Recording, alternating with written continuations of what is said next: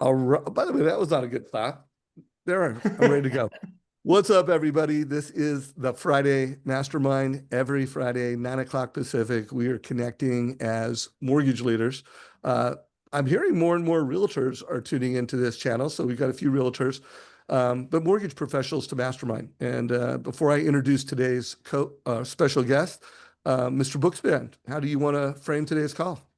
I'm always excited when we get to bring someone new into the community, and especially someone that transparently I haven't done my research on. So I'm excited to kind of unpack what we're all going to learn together. And as always, Dave just said it, right? Our goal right now is just to figure out what it is that we need to do to win in today's different world. And I think ultimately, in the end, that's the opportunity that we all have. And excited that you are all here so that we can learn together. All right, guys. So one thing I'm going to do to help you guys know who today's guest is, I'm going to put a link in Perplexity. Great use of technology. I do this all the time. I go describe, put the person's name in, what city and state they're in. In Patrick's case, I said author and speaker because Patrick is a global, although mostly in America, I think, keynote speaker. I've seen him speak. The first time I think was a credit union you and I both spoke at in Portland, Oh, that's Oregon. right. Yeah, Yep. I've had him as a guest on this podcast, but he really is an incredible speaker, an incredible presenter. Today we're just gonna talk. We're gonna create a podcast, mastermind. Hopefully, people in the audience will ask questions.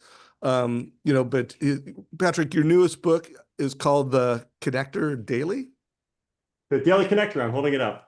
Oh, So I just showed my dyslexia or my ADD, like the daily connector. So I love that because we all know that if you want to win in mortgage, you want to win in real estate, you need to connect every day. yeah. You need that's how you win by noon, is that you connect with people, you talk with people. So Patrick, have you been speaking in the mortgage business much lately? I have actually. This is going to be my one of my best years ever for mortgage. And the reason why, Dave and Todd, is that there are so many concerns right now in the mortgage world over interest rates, housing inventory, more competition from other lenders. And here's the thing: all of those issues that I pointed out, and a lot of others, are things that loan officers have no control over. What I want to talk about today with you all is what you have total control over, which is the quality of the relationships that you build. And those relationships that you build out there in your localities are something that the rockets of the world really can't duplicate. So if you focus on the controllable, the quality of your relationships, you don't need to worry about rocket. AI is not going to look somebody in the eye, sit down, have coffee with them, have a conversation. It's EI, your emotional intelligence, that will win the day against people just relying on AI. So it's really all about relationships. And that's why I'm getting calls from credit unions and mortgage companies to come and speak to their loan officers, because at the end of the day, I talk about something that everyone has total control over. From the moment they get up to the moment they go to bed, you can control the quality and the quantity of your relationships. I love this. So guys, I have got to jump out for about 15 minutes to another meeting. Todd is going to lead this, but I do want to leave a breadcrumb that I have interviewed a bunch of folks. I'd love when I listen to the recording of this, hear how you answer like rocket proof, AI proof, future proof. I would love to make sure we get like a little checklist of things. I mean, emotional intelligence is one of those. You know our good friend Steve Brown, Hmm. and Great friend of mine. I know he's a good friend, and he taught me like, hey, if you're in the retail industry and you want to future proof yourself, WACD, what Amazon cannot do, you need to do. And then he goes, and you do what Amazon can do. You got to do what they can't do and what they can do. I've been preaching that message, although I've been putting an R in it, WR for what Rocket can and can't do. And then when I speak to real estate agents, I put a Z in it, what Zillow can and can't do. But I would love for you to to just share with our audience your thoughts on how to WRCD their business. Yeah, yeah. I mean, it starts with knowing who you're dealing with, both on the client side and on the referral partner side. If you're an LO, that's of course primarily realtors. And how are you investing intentionally in those relationships? Because a lot of people take them for granted. And next thing you know, Somebody goes online and they don't have a relationship with you, and they go to the Rocket website and say, well, that rate's about the same, and I can do it from the convenience of my phone. And gosh, who is my LO who helped me 5 years ago? It's like, I could call him, but this is so easy. Well, that's a great example of someone who hasn't rocket-proofed their business. But if you've maintained those relationships with your clientele, with your referral partners, and you've given high levels of service, why are they going to chance the biggest purchase or sale of their life on just some technology when they have somebody who they trust, somebody who has represented them before, who stayed in touch? I know that's the relationship I have with my LO. It's like, I would never go anywhere else. I don't care what the rate is, because he's gotten my back. So that's why I've gone back to him multiple times for, refi. I've referred him to my friends because he built a relationship with me. It's kind of a cool story how he did that, Todd. I'd be happy to share with you what his little trick was, because it was pretty neat. But it wasn't rocket science, and it wasn't technology. It was something that Rocket could never do because it was so unique. Maybe that's a fun way to start this off and share that story. Yeah, I mean, you might as well give your loan officer a shout out, and then I would love to hear what he did that's got you thinking. It was, you're the relationship guy, and you said it was something unique. Something unique. I've never gotten something like this before. So a few years ago, I get this card in the mail around Christmas time, and in it was the name of his mortgage company. He's no longer with that company. He moved on to a new one. And the note was a very simple one. It says, Patrick, I was at a baseball card shop buying some presents for my son. Couldn't resist. Merry Christmas, Kevin. Loan officer is Kevin Schmidt in Portland, Oregon. And with that card, in the same envelope, there was a baseball card of a very obscure San Francisco Giants player from the 1980s, somebody who was very forgettable. And it cracked me up, because in the process of doing the refi, we discovered that we both grew up rooting for the San Francisco Giants. So I opened that card and thought, oh my God, this guy gets me on all different levels. Not only is he my LO, but he's also a kindred soul when it comes to love for the San Francisco Giants. And I just laughed so hard. I called him and I said, Kevin, that's awesome. No one's ever sent me a Giants card. Well, long story short, we've been connected now for almost 20 years. I've gone back to him for refis. I've referred other people to him. And here's why.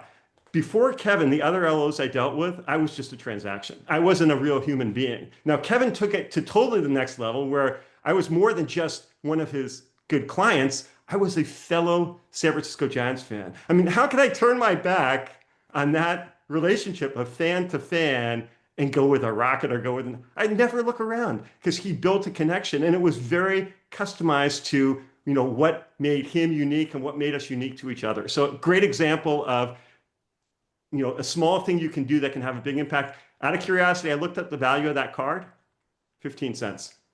So Well, talk about ROI, right? It's not the cost, it's the thought, right? I No, mean, exactly. 100%. It's the thought. It's the thoughtfulness. So many people send out the ubiquitous whatever it is, whatever their favorite gift is. But man, when it comes to a gift, it's not the monetary value. I mean, you don't have any RESPA concerns over a 15-cent baseball card. It had real meaning to me, though. And here I am telling you this story, and I think it's like 5 years later, 6 years later, and it still resonates with me.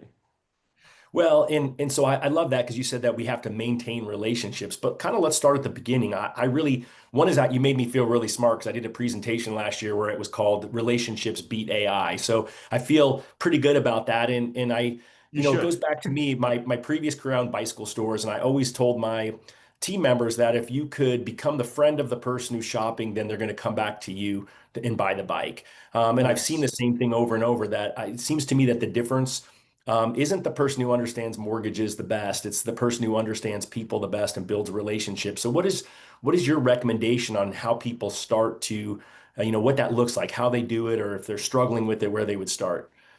Yeah. So what got me into the mortgage world, I got into the mortgage world about 10 years ago. I wrote a book called The Connector's Way. It's a parable. And it's the story of a business owner whose company is on the verge of collapse because he's not building relationships. He's trying to succeed through advertising and marketing, which, by the way, is my backstory. When I came out into the business world, I had an MBA. I thought it was all about advertising and marketing. And when I entered the family business, that's what I focused my attention on, and we flailed. And it was only from that negative experience that I learned it really is all about relationships. So first of all, you have to have the mindset that relationship building is important. And back in the day when I was out of business schools and MBA, I didn't have that mindset. They didn't teach me relationship building in business school, which is a travesty. You know, you go to business school, you study marketing, finance, statistics. They don't have a single course on relationship building. And Todd, what you talked about is so true. It doesn't matter what your business is, bike store, mortgage, you name it. I spoke to the largest dumpster company in America Wow. that has residential dumpsters at their franchise conference. And at the end of the day, why did they get a call instead of Waste Management? Because that dumpster franchise operator has built relationships in the community. So when contractors need dumpsters, they call them instead of the big players. Doesn't matter the industry. It's all about relationships. So first of all, have the mindset that it's important.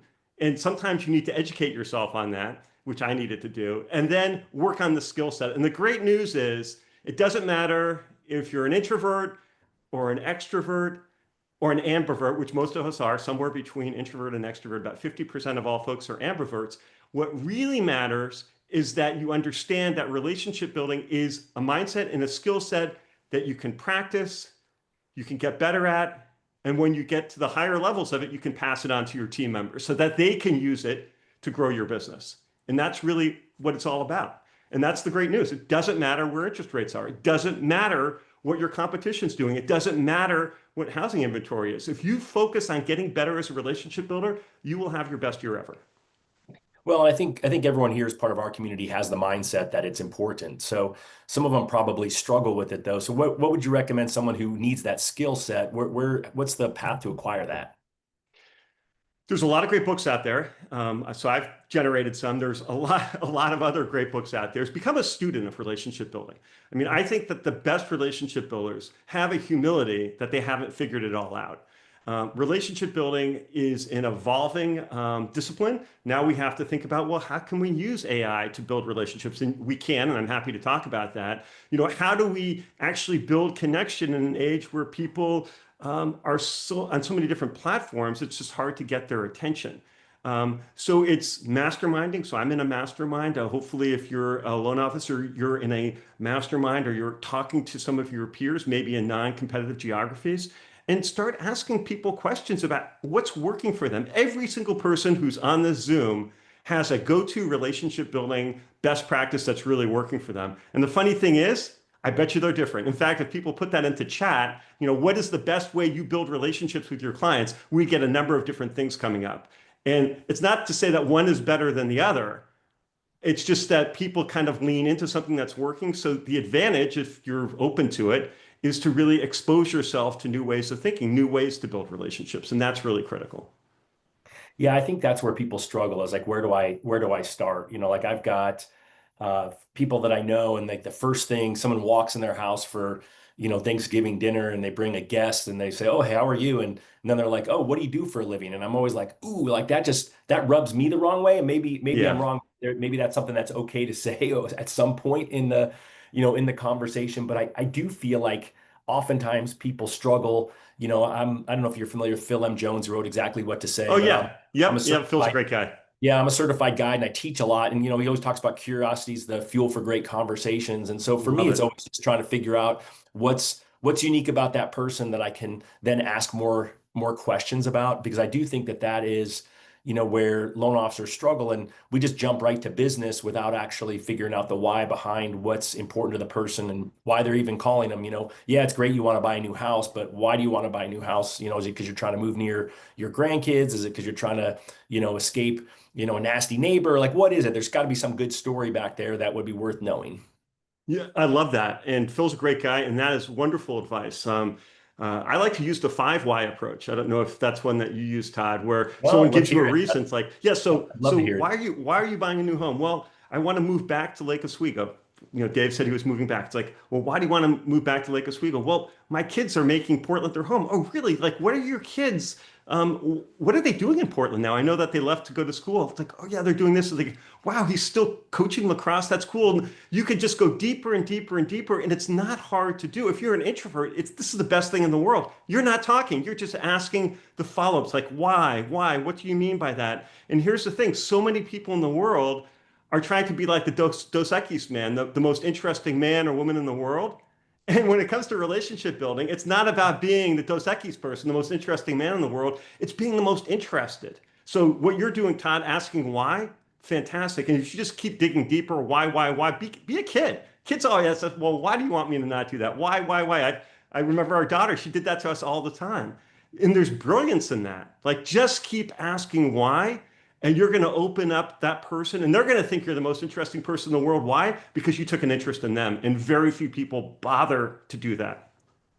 Yeah, it's funny. I did a radio show for over 5 years, and I always felt like the best shows were the ones where I hardly ever talked. And those real estate agents who was always my guests, they would always be like, "Oh man, Todd, I really enjoyed that. You are such a great, ask great questions." And it was all about them, and that's what people want to do, is talk about themselves. Even I think the Yes. introverts of the world, and so I really love that you bring that up. That you just have to continue on because, right, we do show up typically and throw up all over people about how great we are after they've called us. And if they're referred to us, yeah, we probably want to reinforce that at some point. But I feel like people jump into that too quick without actually making it about the more important person, which is the other person that they're trying to win over.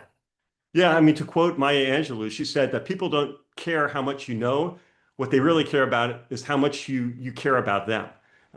So the only way you illustrate that is being curious and genuinely asking questions and really listening. I think some people kind of learn the formula and then they'll ask a question. It seems very pro forma and very rote.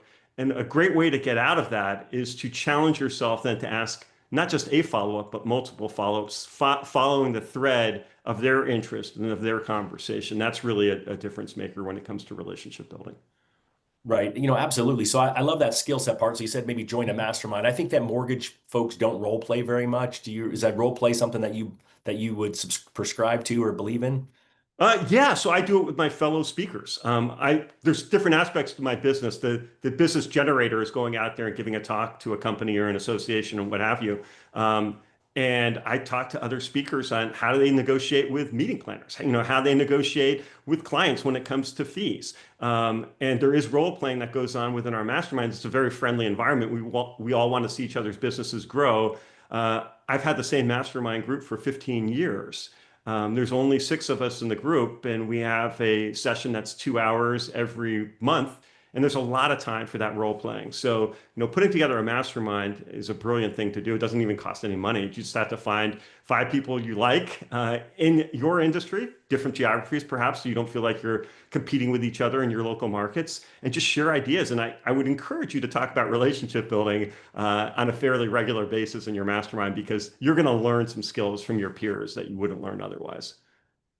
Yeah, I feel like that's a big opportunity that you all should be thinking about, especially since we've got such a strong community to reach out and figure out what that needs to look like. And you said 6 people. It doesn't need to be a big group of people. It just needs to be No. a committed group of people that get together because that's where the magic happens. Exactly. We cap, so we do masterminds for companies, and we've experimented with different sizes, and the sweet spot is 6 to 8. If you Mhm. have an hour-long session and you have more than 8 people, then some people are going to show up knowing that if they don't participate, no one's really going to notice. But if you keep it small, and the idea is this is going to be interactive, this is a conversation, people are sharing ideas, everyone is going to come with the mindset of, I better bring something, I better be prepared to share, ask whys, help people get better. And that's why I think for masterminds, there are too many that are just too big. And honestly, we've tried them, and it really is just a numbers game. Once you go over 8, it just doesn't work in a virtual context. Yeah, what about that? Kathy's asking, are you doing your mastermind in person or over Zoom? It's all over Zoom, yeah, or other video platforms, depending on what the client wants. And what we've discovered, and this happened during COVID because of necessity, we had to do it by Zoom, and we haven't gone back to real world for a couple different reasons, like logistics being a huge one. Our masterminds are cross geographies, and just getting people together on the regular would be really hard if you were doing it in the physical space. And we've also discovered that people share very openly when they're sitting in their home, when they're just looking at, people on a screen. And thanks to COVID, we've all gotten used to it, where it was a little awkward before, and now people are very comfortable with it. So I think masterminds are easier than ever to do because you can be all virtual. And then I think a best practice for us is once a year we have a retreat where we get together, and that kind of allows you to drink a beer, have a conversation. So I think that hybrid nature is good. But yeah, masterminds virtually work really, really well. Yeah, something I'll throw out to all of you is I got invited to a real estate agent mastermind, 5 other agents from all over 5. the country. And so there's 6 people total, including me. And we used to meet weekly for 90 minutes. Now it's gone to once a month. But the interesting part about it is really in the end, they've all wanted to do business with my team now, since basically getting to know them and then them understanding how it is that I work and how it is that I care and what my team does. And I never pitched them throughout the process. It was just one of those things where they were asking me questions and comparing what my team did to what their lender did. And lo and behold, had an opportunity, over the last couple of years to engage with all of them. In fact, one of them just sold my home in Phoenix. So that's it's a good group of folks. And so I think that certainly there's an opportunity with mortgage folks, and I think it is really important that you do mastermind within the industry, but don't feel like you can't cross-pollinate. I think there's a good opportunity there as well. What a great story. So it's funny. I was smiling when you said there's 6 of you. So you are in the sweet spot in terms of size from what we've determined from all of our experiences. So I'm glad to We hear it had a worked out well. 7th, but we kicked him out. You He was the one who didn't show up consistently, didn't come prepared, and so it was a combination. He was, we could see he was kind of either going to opt out or we were going to opt him out, and so someone had to be brave and make that suggestion. And it's a fun group, and it's funny that you say that because actually the guy who we kicked out is going to host a retreat. We're actually working on having a retreat because he actually went to work for one of the guys in the mastermind. So because I do agree with that, it is great to get together. So we talked a little bit about some of the questions you can ask someone, because certainly they're calling you and saying, hey, I want to move. And you're like, well, hey, why do you want to move to Portland? And I love the baseball card story, but what are some other tips or tricks that you would have for folks when it comes to maintaining relationship, other than the idea of just do it? But I tend to see that most loan officers don't have a system for it, or don't Yeah. think it's important. It's kind of one and done. And I think that's a mindset that probably needs to be changed. 100%. So you have to be intentional about relationship building. I mean, if you're successful in the industry, especially in the industry right now, that's very challenging in terms of loan originations are far lower than they were just a few years ago.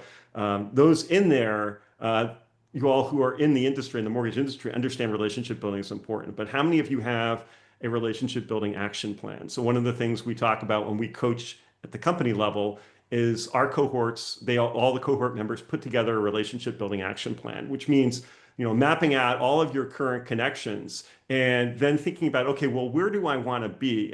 Perhaps you want to do more construction lending. You want to have certain types of lending that you want to do in the future. Well, do you have those existing relationships that could get you those referrals or those past clients who could be doing future projects? And then if you do, great. And what's your outreach strategy with those folks?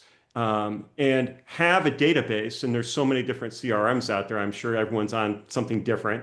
But I use HubSpot. I think it's a very effective one. And when I connect with somebody immediately after having a conversation, getting an email, meeting with someone for coffee, I put a task in my CRM of when my next follow-up should be. And every morning when I come into the office, I'm looking at my CRM to see, okay, what are my touch points for that particular day, and just staying on top of it. So I think a lot of people say, wow, you're a great relationship builder. It's so natural to you. Like, I'm an extrovert, so it is natural in that sense. But we've grown our business because of the intentionality of really marking out, okay, who are the people that we know who we want to stay connect with? It's categorizing your connections. So it's not to say that that some people aren't important. Everyone's important. We're all humans. Every human is important. But when it comes to your business, who are the A players, the B players, the C players, and what is your outreach strategy with those folks? And what is a strategy that doesn't seem like a strategy? I mean, there's a lot of realtors who put me on their system, and I get the same marketing materials from them. That's not building a relationship. That's like helping Brian Buffini. That's wonderful. He's a great guy. He's built a fantastic business. But that's not building a relationship. It's really kind of doing that thing that really helps you connect better. And I think so many people just think relationships, that's not really my bag. Well, if you don't have a plan for it, it could be very uncomfortable. But there's some introverts I know who have built fantastic relationship-centric businesses because they're intentional. They've got an action plan that they're following through on. And then when they're meeting with people, they're actually asking questions and listening. So you could be a great relationship builder if you have that intention, you have a plan, and you make sure that you're not just connecting in this pro forma way, but really connecting on a deeper level somehow. All right, so you guys all need to put an asterisk by that, right? It's one of the things that I absolutely agree with you on, Patrick, is that you have to have a next action date with every relationship. And so if you have a CRM, even if it doesn't have a next call date, right? I built out a custom version of Salesforce for my team for years. And now we use our company's Salesforce, but we always had a next call date. And I always just say, even if you don't have that, find a blank field that's for whatever that's not being used and create it so you can sort by the next call date. And then I have a lot of you are like, well, but my CRM stinks or whatever. So when I taught my last call 100 realtor class, I used a spreadsheet. You can actually do that. And then in my spreadsheet, I created a column that said last call date, next call date, had the notes. And so I do think that, a lot of you probably do have your CRM sending out those boring emails. And would you say don't send those out, or you would say keep sending those, but obviously supplement it with something that's personal for the person? Is that kind of where I think most people Yeah. missing? Yeah. So I'm thinking in the real estate world, I think the most successful realtors in the market in Portland, Oregon, I get those emails from them. Honestly, I delete them. I don't read them, but I see the name in front of me. But Yep. they'll do like a fun few events a year that they invite me to, and I'll show up at those. Or they'll do a drop by at my home, once a year with a pie or something seasonal. I appreciate that. So it's a mix. I'm not saying don't do them, but I'm just saying if that's all you do, don't expect too much.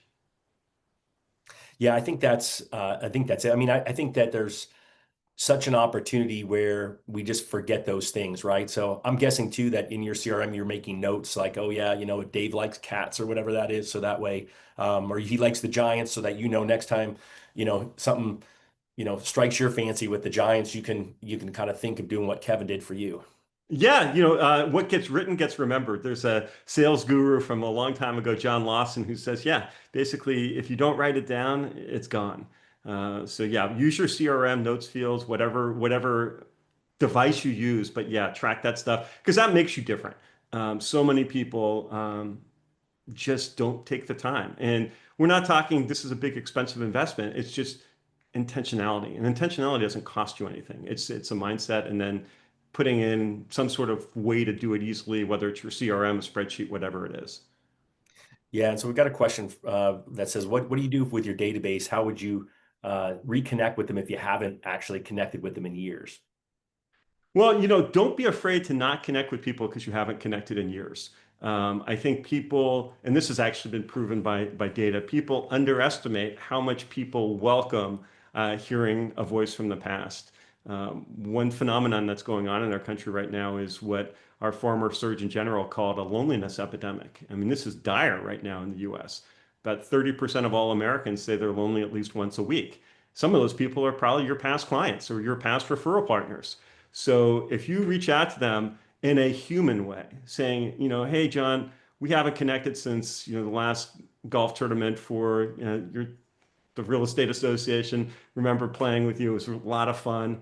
I'd love to, have another conversation. Make it personal. Figure out some way to have that first sentence or short first paragraph be something that relates to what you know about this person, what you did with this person. And don't worry if you're talking about a golf tournament from 4 years ago. Someone's going to be honored that you remembered, playing around with them. And if it's not, it could be anything. It could be just a conversation you had at a Chamber of Commerce meeting saying, hey, I remember we had that great conversation about the XYZ. That was really fun. I'd love to reconnect with you. Would you be available maybe for me to drop by? Maybe we can grab a coffee somewhere. Maybe we could go have lunch, whatever it is. And if you do that, I mean, think about all the emails that you get every day or all the texts you get. How many of them are personal? Almost none, Yeah, right? I mean, practically especially in the zero. world of AI. Yeah, exactly. So take a moment, take a beat, and think, okay, what can I say to this person that maybe it's a deal that you did with them? Maybe it was a great client. Maybe it was a bad client. Maybe it was someone who you both struggled with if it's a realtor. And like say, hey, you know what? We went through that tough situation. I remember that. I learned some lessons that I put into place ever since then. So it can be anything. You have some connection that only you have with that person. And if you put that in your correspondence, they will respond. Well, and I like that too. A lot of times I hear people talk about, hey, you know what, Patrick, I'm really sorry I haven't kept in touch. But rather than apologize, if I'm like, oh, hey, Patrick, gosh, I'm sure you've been out golfing every day since we last golfed together a few years Yeah. back. Right? I think that's probably a more, I don't know, more better. That's not the right way to say. That's probably a better way to connect and bring 100%, good Todd. memories. Yeah. Yeah. So it's just I look at it as laziness. When I get that pro forma, it's been a while since we last connected. It's like, okay, you put zero effort into that message. So why would I meet with you?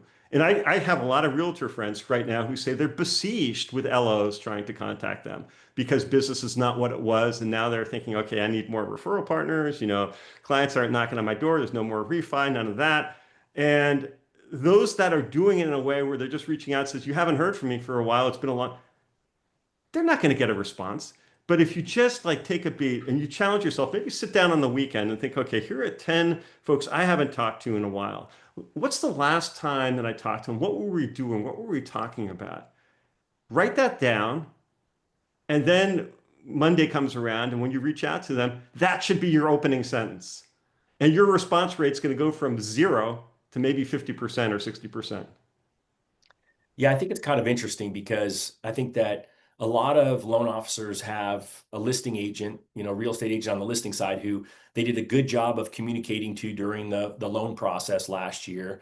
They closed the loan on time, and they just got to the end and never were comfortable asking for the business or asking for the meeting. And now it's a year later, and they would rather cold call somebody new versus call someone who at least might have some familiarity with them. Would you have any suggestions on how they could start that conversation, especially if they didn't really take the time to figure out that the person, loved dogs and, loved to go boating on the weekends? They just did a transaction with them. It truly wasn't relational. What would you think? Well, they can reflect on the transaction. If they're reaching out to them, I'm guessing that they probably enjoyed that experience. It was a good experience. They could see more potential business. So starting out, let her say, hey, last November when we closed for your customer and put in the name, um, it was a great experience for the customer. We were able to get the loan through. And what I really appreciated, and then this is what I really challenge people to do when asking for a referral. And maybe they're not asking in that letter, they're asking for a meeting, which is a better thing to ask for than asking for a referral. Like, let's send more clients my way, is to say, look, I work with a lot of realtors, but in that transaction, what I appreciated about working with you is you're a lot of fun.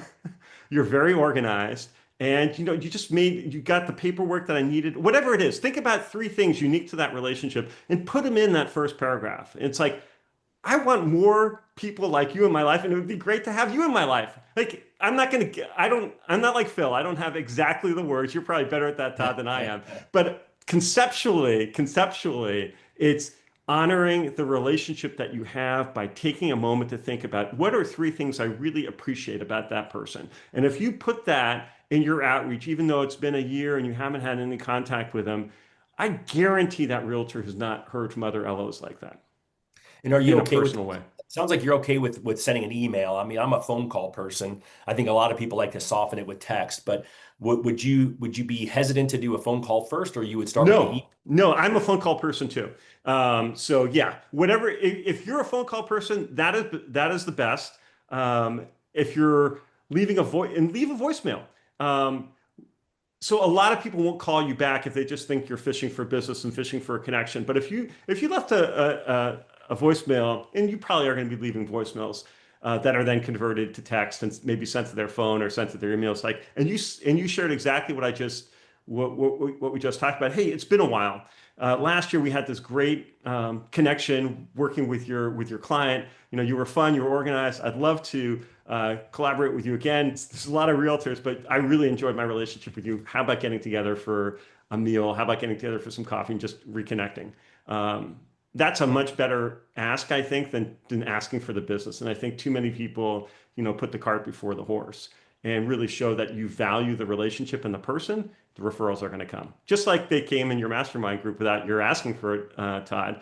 People knew, like, and trusted you, and referrals flow from that. That's really the cornerstone of a relationship-centric business. Yeah, I love that. The interesting thing about it too is you mentioned that your realtor friends said they're getting inundated with calls from loan Yes. officers. And a lot of my realtor friends are actually on the opposite side. They're actually surprised that they haven't heard from loan officers during this time. And so I think you've got to look at Wow.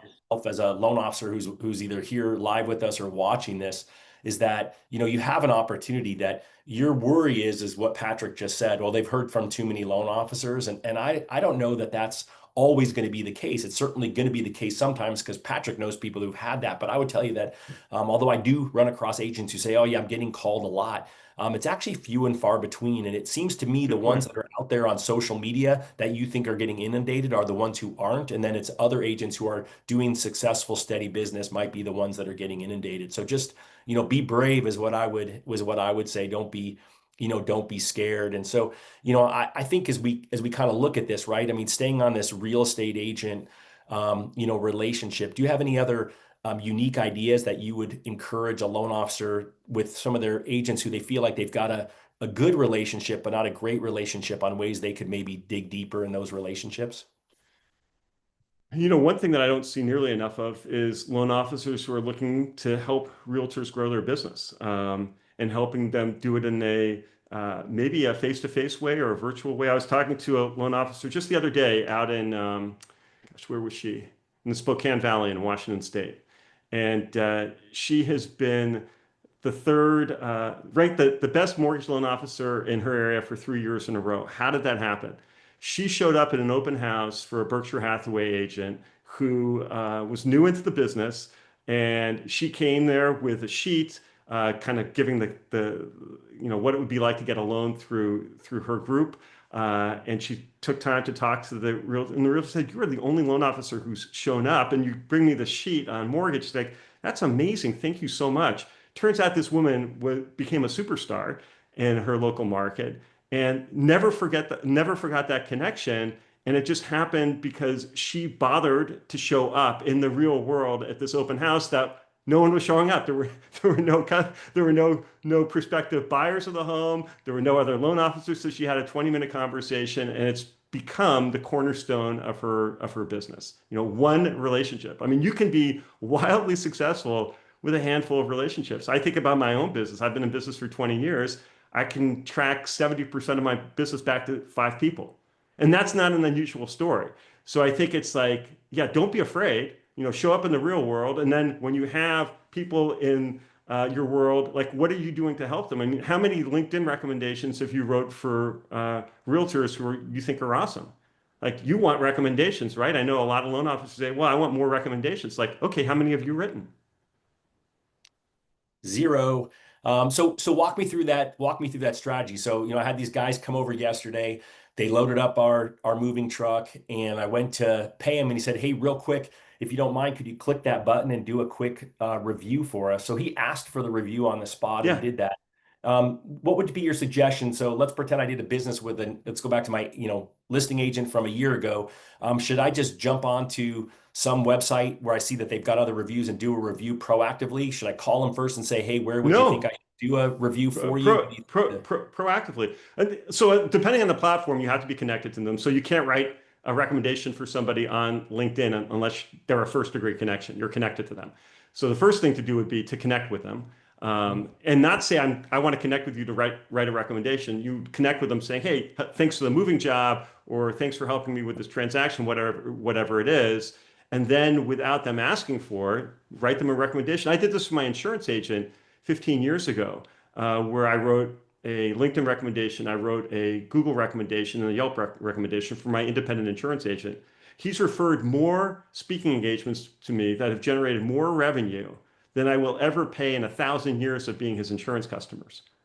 I mean, when you give without expecting anything in return, and this is true whether it's a virtual action or a real world action showing up at someone's open, things come back to you. Reciprocity is a real deal thing, and folks forget about it. So just give, and a lot is going to come back. And then you can actually figure out ways, okay, well, I need more recommendations. But if you're a giver first, you can get those things. But I think so many people think about getting without giving, and that's sort of cart before the horse. It's backwards. All right, so that's my action plan for y'all. I'm going to commit to it. I'm going to write 5 reviews for 5 different real estate agents by the end of the day today. And so I would just encourage you all to maybe think about doing something, doing that as well. Not even something like that, doing that. Pick 5 and get it done. Make it a habit going forward. And Todd, to mix it up a little bit on your challenge, why not write a recommendation for your insurance agent? Why not write a recommendation for your financial advisor? There are some non-traditional sources of referrals that could be really strong, and you could be surprised that it's just kind of, and then it's a way to get that muscle in shape. And once you start thinking like this, it's amazing what happens. And I know a So, lot of people just are hesitant. so couple things. So one, I would love to know what your top takeaway has been so far. And I'd also love to know how many of you are going to take this challenge up and do 5 recommendations today. I will tell you guys, I did something, first time I've ever done this. I was asked for a testimonial today by Katie Schaaf. She's amazing, by the way. Start following her Instagram. She is head of marketing for First Home IQ, our nonprofit. And then she's also an AI consultant. But she actually created an AI using ChatGPT. She created my own personally branded AI. So we've got this Dave Savage. It's got my brand book in it. It's got my code in it. It's got all these things. And to write my referral, my recommendation for her, I recorded it into Otter. I just did a little like 1 minute, just stream of conscious, why I love Katie and how cool she is. And then I took that transcript. By the way, guys, I did this while walking today. Like I was walking at about a 15-minute pace with a ruck walk, AI for a minute, edit or not edit, export, put it into AI, gave it a prompt. Hey, write a really compelling testimonial for Katie using this transcript. And boom, guys, I got literally, I had to do a little bit of personalization on it. I did not do that while walking, but within a minute or two using AI, I wrote a better testimonial than I would have written without it. And it took less of my brain energy. I had more psychic energy. So I would consider that, everyone. Give that a whirl. Any thoughts on that, Patrick? Brilliant. And I think that's a wonderful example of AI with EI. So you didn't say write a recommendation for this person and then didn't give it any details. I'll do this with ChatGPT. It works with that. It works with Perplexity. It works with Claude. It works with all the AI. Is give it some content like, hey, I worked with this person on a transaction. They were super nice, super organized. Got the loan through, this top-notch realtor, worked with a lot of them. Just kind of stream of consciousness. And you Yeah. can feed that into any AI. It's like, and then create a 100 to 150 word testimonial based on what I just shared. And it'll come up with something brilliant that does not sound like AI because no AI in the world would know what you just told it. And now it puts it in the language and put a limitation. It shouldn't be more than 150 words. So tell AI you want 150 words, it'll give you 150 words. And then if you really like that testimonial, let's say you did that for a LinkedIn recommendation, but you know that realtors on Zillow, or they would appreciate a Google recommendation. You can say, okay, recreate that recommendation in different language that I'm going to use on Zillow. So you could actually just do it once and it'll create something brand new. So it doesn't look like you just copied and pasted. And that's a very fast way to do recommendations. Yeah. And by the way, guys, after hearing Patrick just now, I didn't need to do the Otter and then that. I could have literally gone to Perplexity, put a prompt, dash, dash, dash, and then I could have just talked to it for 30 seconds. Yep. So I will do my next one using that instead of my 2-step Otter to AI. So thank you for that, brother. By The the way, less is guys, the more. what do you think of this call so far? Give us a little reaction down below. I know I'm gonna give it a heart. I know I missed some of it, but I came back for a complete gold mine of value. So that was huge. Oh, you're just scratching the surface, Dave. We've been having fun. Oh, I could tell. We I could have. tell. So Hope said her biggest takeaway is excellent daily disciplines. Uh, Kathy, have a relationship building action plan. Love that. So guys, any takeaways you got, put them in chat. If you're watching this on YouTube and you've got value, just give it a like. Put a comment down below. If you have questions, we are now going into the fourth quarter. We got 15 minutes left. So if you have a question, put it in chat. We'll get to it. Todd, you've been running this thing. Where do you want to go?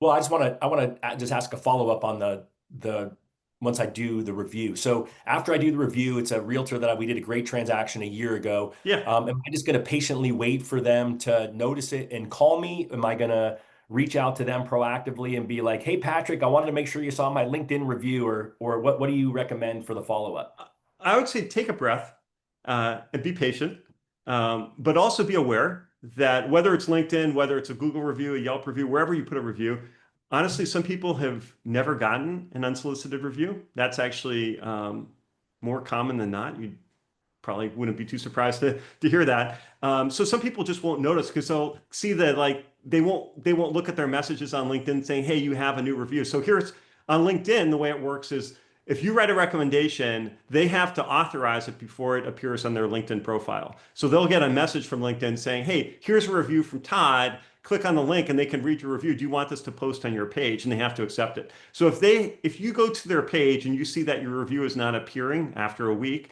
you can assume, and more often than not, you're going to be correct, that they simply didn't see it.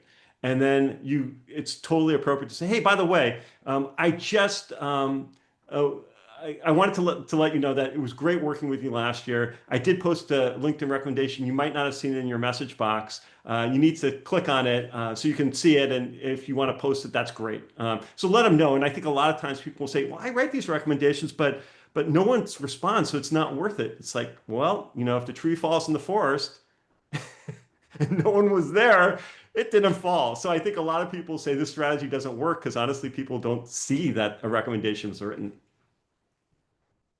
I Yeah, I love just that. think this is gold. I think we're all looking for a reason to reconnect with someone in the real estate world. That's gold. And then Patrick did something that you all know is really important. Who else can be a part of your wealth team that can refer you business, and insurance agents, financial advisors, as he mentioned, would be some great opportunities as well. Oh, and one thing on writing recommendations, because a lot of people don't know that you can do this. On LinkedIn, you can write a recommendation. So on your profile, it'll show how many recommendations you've received and how many that you've given.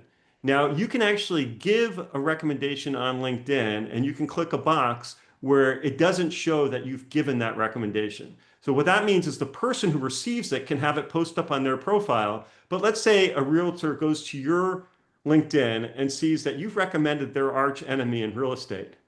Well, do you want that on your LinkedIn? So maybe you want to give that recommendation if you're, and this is not true on all the platforms, but on LinkedIn, you can actually, and they wouldn't know that you did that. So you could actually, write a recommendation so they could post it on their page, but it wouldn't appear on your page. And I know that there are some LOs that say, well, I have these great referral partners and I don't want them to think I'm just recommending everybody. So I don't want it to appear on my LinkedIn page. You control that. That's something that you can control. There you go. That's a pro recommendation right there. Because I think that's one of the things, again, that little voice in the back of a lot of loan officers is, well, I don't want everyone to think I'm working with everyone and doing this for everybody. So it's a slick way to secretly do it with the benefit to the person you're doing it for without sharing the secret with everyone else. I don't do that. So usually I don't, I've had some people say that was their objection. It's like, okay, well, that's a judgment call on your part, but it is a possibility, a technological possibility. So before we run out of time, I know you also wrote a book, The Trusted Way, and the name of our company is Trust Agent. And Right. and one of the, when I founded MortgageCoach, part of call it the formula of influence that I was trying to do is that I wanted to earn trust at scale quickly, so like the total cost analysis, like, hey, here's options, here's the cost over time.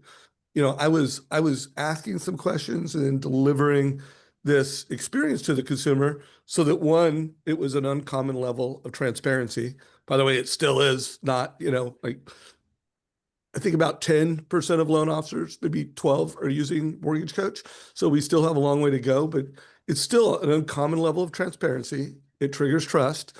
And then you're showing ideas and strategies to the consumer that most loan officers aren't. So it's triggering respect and, like, wow, this person really knows their stuff. And wow, this person's looking out for my best interest. So I would love to have you unpack for everyone, a list of things that you need to do to win trust. Like I just listed: transparency, uncommon, deliver value beyond the transaction.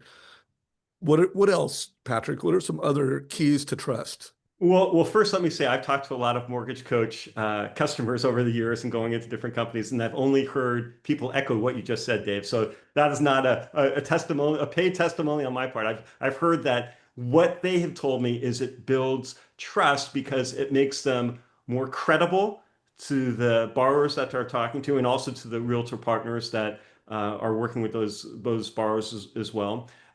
It makes them more reliable because people are kind of seeing what is out there for them and why one option might be better than another.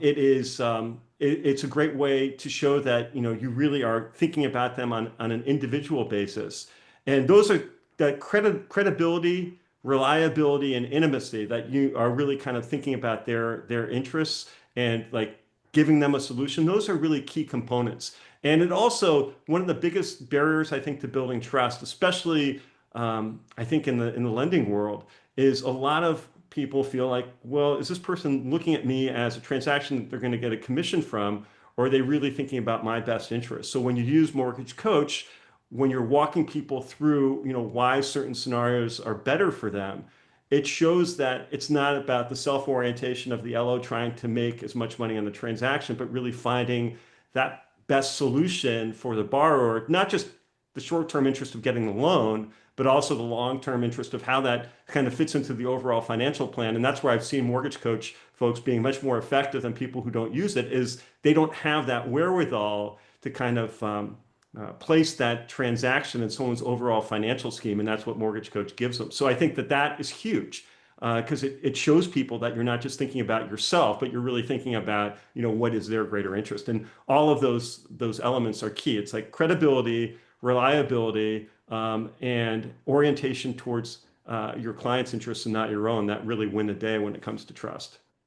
Love that. Anything else come to mind? Then also, Todd, if you want to pile on any other trust building. I mean, we got the author of The Trusted Way here, which, by the way, guys, buy at least one of his books.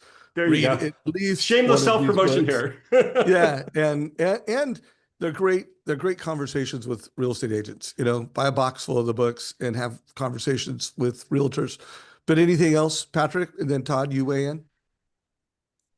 So my newest book, and Dave, this was one I'm going to send to you maybe when we go for a walk, I'll bring this because it's a heavy book. This is my thickest book yet. Let me just open it up. Every day of the year has a specific relationship building idea and then an action I step like to put it that. into place.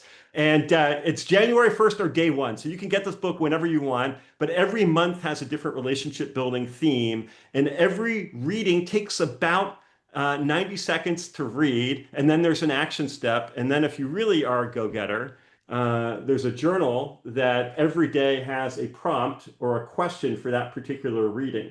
So we've been getting, this book just came out the end of last year. So we're getting people who are doing this on a daily basis. And relationship building is a mindset, which if you've listened this far into the call, you have it because you've been engaged by the conversation, but it's also a skill set. And regardless of what your starting point is, you can get better. And it's not say waking up one day saying, today I'm going to be a great relationship builder. It's like, today is the first day of my journey of becoming a great relationship builder. And every single day, if you carve out just 10 minutes a day to really think about yourself as a relationship builder and how you can get better, regardless of your starting point, you're going to be at a much higher level a year from now. And no one does this. But if you do it, and I've been hearing from some people who've been working through, and now they're halfway through the book, it makes a difference. Well, I Any think it's take on interesting. whether? Sorry, Todd. Go ahead. Oh, I was just going to say, because you talked about creating a relationship building action plan. And the truth is we don't have to create a relationship building action plan. You've created it for us. We just have to go out and buy the book and the journal. Yeah, so if you're a self-starter, you could do it on your own. I don't want to be shamelessly saying you got to do my stuff, but you have to have a plan. And Well, we wanted to make it easy. We wanted to make it easy for people. Any take on whether to get the hardback or the paperback? So I like a hardback because if I'm picking up a book every day, it tends to get crinkled if just the way I open books. So it opens really nicely as a hardback. The paperback looks nice, same size. So it's $10 cheaper if you get the paperback. Okay. What else do we need to do to engage and support you? So we go to what's the website we should go to click through to order your book? Either one. So the Galvanizing Group is my company. PatrickGalvin.com is my personal website. On my personal website, I have a page for mortgage and real estate folks, which has the topics I speak about when I speak in the mortgage and real estate world. It has video testimonials from folks in that world who brought me in to speak. So either website, you'll find the book, The Daily Connector, on either website. It's also available on Amazon and print, Kindle formats, paperback, hardback. And on our website, they can access the audio version, which includes the journal. So the journal is included with our audio version. That's not available on Amazon. They can get the audio through our websites. Love that. Love So it. listen, you all had a great hour here with Patrick, and so let's make sure we support him. And I would just be thinking about that the next time your company is looking for someone to come in and train and educate, right? Help you guys with that mindset and skill set, or if you know a real estate team or company that's looking for it, let's make sure that we do a great job of supporting Patrick here in our community. Well, it's such a great opportunity to talk to you guys. Dave, I'm looking forward to a walk. That's a great relationship building best practice. So during COVID, when people wouldn't meet in coffee shops, I started walking, and I learned that this is kind of, maybe this is the last share on a relationship building best practice. Everyone needs more exercise. We're all trapped to our screens and our devices. If you could get a realtor to go on a walk with you, if you can get one of your favorite clients that's referred business, get them on a walk with you. When you get them away from their devices, you start talking about, what they're up to, who they're, what's lighting their fire right now. You're developing a great relationship. So yeah, I encourage walking meetings as much as possible.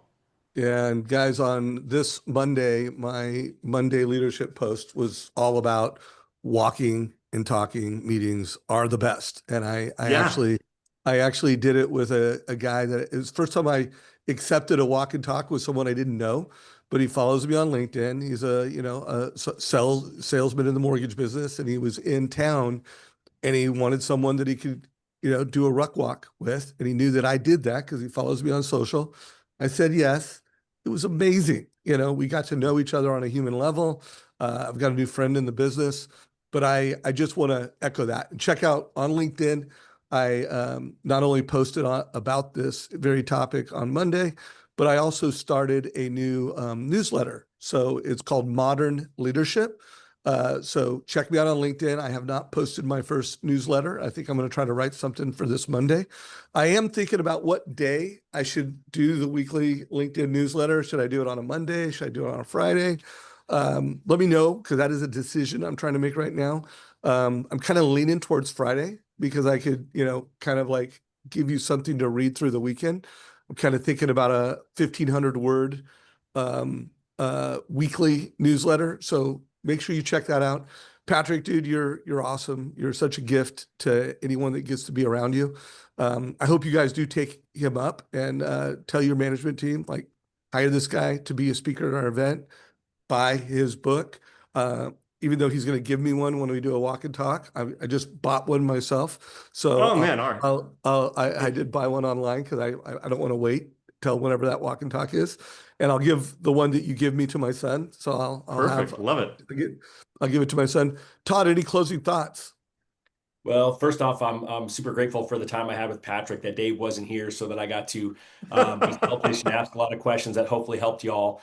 I think you already have a couple of action items. Number one is I want you all to be doing 5 reviews for folks today, unsolicited, and I want you to DM me as accountability that you did it.